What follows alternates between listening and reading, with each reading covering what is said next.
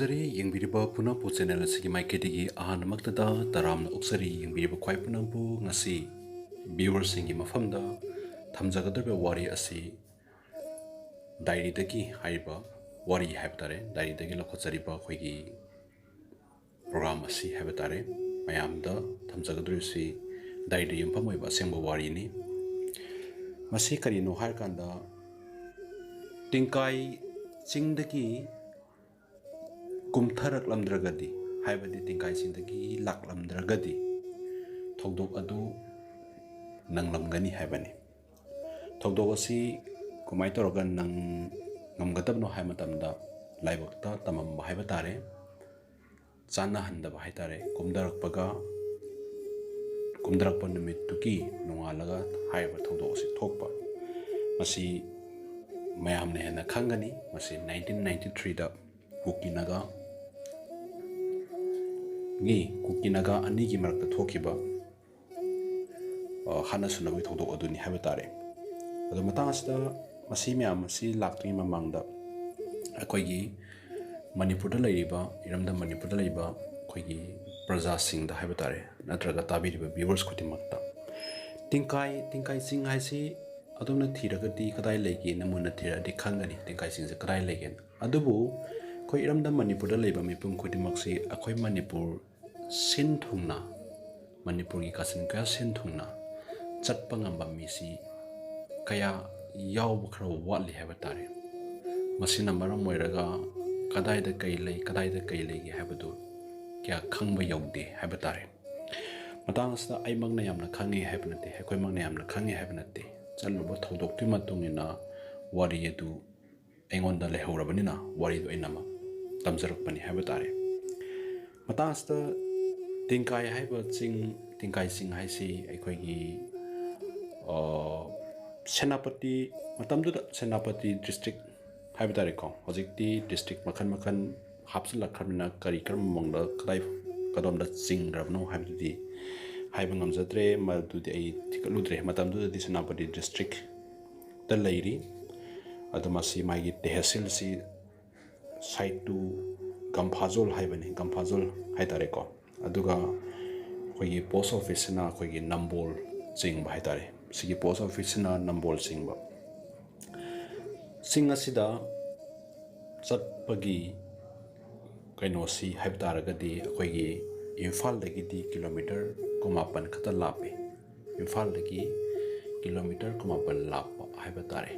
hojiki ching si yau manungda mathakta yauna khonabada kilometer kumapan gi chang haibatare chang haibu kumapan ni lapi je amromda adomasi koina tabirangani nambol gi irengbam haina lamama khulam lai tabirangani nambol gi irengbam haiba khulsi phawraga haiba chingasi ka khidabani haibatare ana matang asida haijaningi si sing asida adukki matik phajaba mafam ama phajaba kaya adi kiningai obas kaya adagi thaina lan tawibagi lehauba machak kaya ama ubu fangi haibatare aduna chingi chingmai ama pura haibatare napi asangba atenba akhoigi football ground manba pakna hauba chingchep haitare ne thengnai yamna fajai mafamdu adagi chingadu kakatpa hobaga akoigi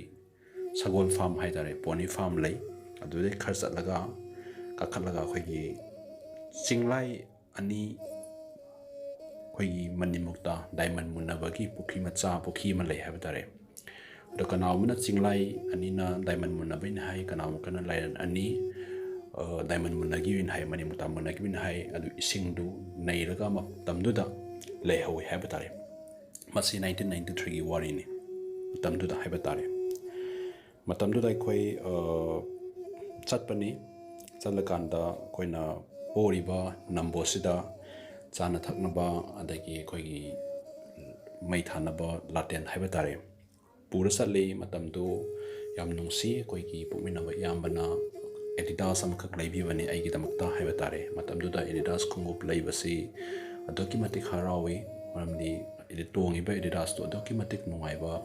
original haiba tare matamda khungko leirapasidi akhoi khangnaba imanaba gainandi yamna kalaknaba matamni haiba tare asmaida du leire ada leire haidana amai tawdana haim phamjai kakhalang matamda gari lambi leite mafamji yawnab honabada mafamji yawnab honab ekti satpani mafamji yawnab honabda gari lambi leite aduga khun adugi mioi singnasu chanaba chengsak pukhatpa matamda yamna wana pukhale haiba tare iroi gi lambi lei iroina hairiba chengsak myamdu hapaga iroina uda hapaga pukhatpani adamai torom mafam aduda lei haiba tare adam mafam aduda khogi keno lei second world war da khogi aeroplane na chingda thomjalaga aeroplane si tangkhai ama sanga tangkhai ama hen to ga leho hai tare tangkhai am di changjang ra ching manungda tangkhai ama na leho engine ga loina yaw mong changjang tangkhai ama maning gi tangkhai ama leho hai tare amai tawduna thengna rei aduga mafam asida khogi forest ki oiba pot haiba tare forest ki oiba pot hairagati haitup gumba haimang gumba adagi khogi tespata mana gumba adagi khogi ugi marada khogi thumni thumni tawu marada kawgre madugi udu makhan kya am fangi haiba tare adagi nungsi any nunga ma haiba tare hawgatpa matamda nungsi gi makhada aikoina tuning khok kana maroyam khak myamna thengna birangon tuning khok mara punpuna ngauba yomo yon ba thengna rangoni adumba khogi keno si maroi si yam phangi haba tare hojiki mafam sida aduga khogi waikhu gum sum legalli adagi atopa mana hojiki singsi mafam si yawna hona bada khogi chingi keno si chingi nakan si chingmai si khoi nu achau chau ba haiba tare yamna chawba nu achau chau ba kaya ma nong turuju thukpa yaba adumba mafam kaya ma lei kiningai awai nungi talan ga haiba su yai amarom da hairgadi madumba kaya ama lei haiba tare adu manipur gi lam koiba singna hairiba mafam si chatlaga koi matamda aduki matik nungai ba fokani aduga ekoi ki ching amadi chingmi mitammi haiba tare sigi kaino samari su fagat kani hana thamjage aduga matang asta hojiki mafam tingkai khul haiba tare masi ching asi kuki singna taba chingni masida yamdrabda yum kun kumanga gumba adamaina tai haiba tare matamduda mi si pangyam yamde mi chama gumba chamen khai gumba mai leiramgadra adamai leiba khulni haiba tare adamasida yowa matamda numidang wairam waidore mafamdu yawna honabada numiti kharkadi leiri adubu numit lei haitu second khara dadum changradaba matamgi numitni aduda chang matamda khun duki nupi khara koi sumbal haiba tare sumbal da pot khara su lerame karino hangbada sa kapnaba nongmai maru semnaba subane haina khome adu mafamdu yawkanda ningthaugi mayamda change ningthaugi mayamda changa kanda wari watai sanare wari watai sanar matungda school amakhak haiba tare school amakhak lei school du maming du makoina haiba school sida khogi leinaba oja singna leiba quarter haiba tare quarter macha amakhakta ekhoi chaleba kangu singdu leire leikanda namitu da khoi khoina puriba latena du kerosene hapa kauramba tare yumdagi chat matamda kerosene hapa kauramba ada ko ning thauda jo koina kerosene hapa kaurama bina haiba kerosene yaw de haiba check ta hodra bina nin thauda gi su low su dang wairam ni nungai tarba haiba tare ada mai tawduna koina thongiba quarter duda hojiki sing thaga laga mai tharaga chak thonga chaba ada mai tawraga mai du namut matamda mai du muchagar matamda khoi imungda ngalamiba li ngalambadu mamgar du haiba tare sumai tawduna ahing duma le ahing du len kanda ising yamna khorang ba tumna haiba tare adugo tumba su ngamdaba nungsi su yamna kanna setpa haiba tare adumai tawduna tawi aduga akhoi mang moi kai oi tawraga akhoi nupi makhangna ising in mirami lairembi oiba tai madu sengna haigadi afam madu leiba lairembi oiba tai ising pithami khorang bodu fahlami aibu haiba tare sumai tawduna nungala kanda makhoi gi school amakhak lei hojiki mafamduda school duda khoigi kaino haiba tare tingkai khulen school hai tare moise samai tawduna hojiki haiba school duki lampak sida koigi khubom muktang wangani lampak sida koigi kaino se loklei haiba tare makhal makhal machu mayam si paktakna na hawe hai tare haiba kaino si paktakna na hawe loklei se paktakna na hawe okay matik fazagari yengbada lampak se school duki leiba lampak si paktakna na koigi kaino haw haiba tare loklei se adu kanawamba lamkoiba pamjaba misingna mafamduda chatpa matamda haiba pot asi yengbada aduki matik thamoi sumatkani haiba tare samai tawduna matam khara mafam aduda lelama matungda adugi kumakpa mikupto haiba tare mafamdugi awa nungai mafamdu leiramba angangsingna sanaba football sanaba sing yengba taramba mayam adu phajana loinarame haiba tare amai tawna loinaramaga khundugi ningthaugasu phajana matamduda wari sanaduna yamna nungaina leirame haiba tare mafamduda mai fangde adamai tawduna mafam aduda hojiki tingkai khulen hai mafam asidaida aduki matik fajara mafam kaya ama lei kiningai mafam kaya ama lei aduga hai mafam asi ekhoi maitai msa singna lam koibidang mafam asi chatpa matamda faza mafam kaya amsu ufangani haiba tare adubu haiba chinga dudagi yengtharakpa matamda chinga du chachana yengtharakpa matamda haiba tare ekhoi loktak si khubak muktang pai haiba tare loktak si yenglakpada yamna pakti yamna pakov koina mathaktagi yengdrak matamdadi yam chauna dum ui adu hojiki flight mathati yengdrak matamdi yam chauna dum ui loktak se aduga hojiki mafamduri yengbada loktak si khubak muktang pakna ui haiba tare sumaina lei aduna mafam asi koigi manipuri praja singdasu kohening bai waklon lei aduki matik haiba tare mafam adudagi koina thadom dai haiba thadom matungda kumdara matungda ekhoisi yum yaure haiba tare yum yongnar kanda